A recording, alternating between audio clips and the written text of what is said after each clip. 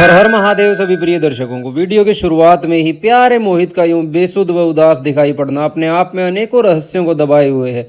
तो हुआ कुछ यूं था कि दिन की शुरुआत होती है धीरे धीरे बढ़ते ठंड के आभास के साथ। स्नान ग्रहण कर खुद को सीधा भगवान शिव के चरणों में अर्पित कर देते हैं और खोल देते हैं अपना अस्पताल। चूंकि हमारा काम है नाड़ी परीक्षण का, तो जो कि खाली पेट ही हो पाता है, अतः मरीज अस्पताल खुलने के समय से पहले ही आ पहुंचते हैं। बाहर देखने पर यह तो साफ था कि रात भर बारिश हुई है, जिस कारण काफी सारा पानी जमा हो चुका था। अब समय था भोजन की व्यवस्था का, क्योंकि फिर सीधा दोपहर को समय मिल पाता है। आज निर्णय हुआ था कि अपने लिए उपमा बनाया जाए और उसकी आधी तैयारी हमने कर भी ली थी, किंतु दुविधा की बात यह थी कि हमारे पास सूजी नहीं थी। अतः तुरंत अपने विचारों में बदलाव कर खुद को तैयार किया उबली हुई दाल खाने के लिए। अतः मूंग की दाल को उबलने के लिए रख दिया और जो सब्जियां हमने काटी थी उनको तड़के में प्रयोग कर लेंगे। दाल उबली तब तक हमने ले लिए फोन पर परामर्श भी, और आशीष जुट जाता है दवाइयां बनाने में। हमारे प्यारे मोहित की सुबह हुई थी दोपहर 12 बजे। उठते ही उसने आरंभ कर दी थी चाय बनाने की तैयारी। ऐसे अचंभित हाव भाव लिए हम कुछ कह भी नहीं सकते थे। दोपहर होते होते मानसिक थकावट अपने चरम पर होती है, अतः जल्दी से अस्पताल बंद कर कुछ देर सुस्ता लेते हैं। शाम की शुरुआत होती है चाय के साथ, जो कि केसर और इलायची वाली हम बना रहे थे। चाय तो अक्सर हमें बस अपनी बनाई ही पसंद आती है। अब आ पहुंचते हैं दोनों ही प्रियजन, क्योंकि कुछ शादी आदि समारोह में हमें हिस्सा लेने जाना था और खरीदारी अभी तक पूरी नहीं हुई थी।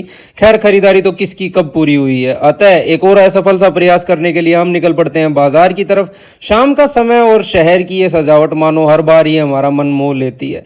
अब जल्दी से आप पहुंचते हैं एक कपड़ों की दुकान पर, जहां प्रिय मोहित नैन जी जुट जाते हैं जल्दी जल्दी बहुत से कपड़े पहनकर देखने में। किंतु दुविधा यह रही कि यहाँ उन्हें कुछ भी पसंद नहीं आया। अब बाकी बाजार पैदल घूमते हैं, किंतु देर हो जाने के कारण लगभग बाजार बंद हो चुका था।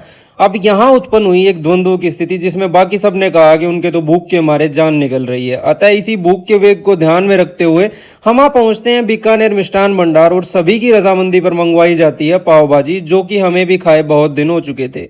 अब भूख का वेग इस कदर तीव्र था कि मोहित तो यहीं सुस्ताने लगा था। भोजन बनकर तैयार हो रहा था, तब तक हम ले लेते हैं मूंग का हलवा, जिसे खाने की इच्छा हमें काफी दिन से हो रही थी। किंतु सभी इच्छाओं पर आज पानी फिरने वाला था, क्योंकि खाने में इसका कुछ खास स्वाद हमें नहीं आया।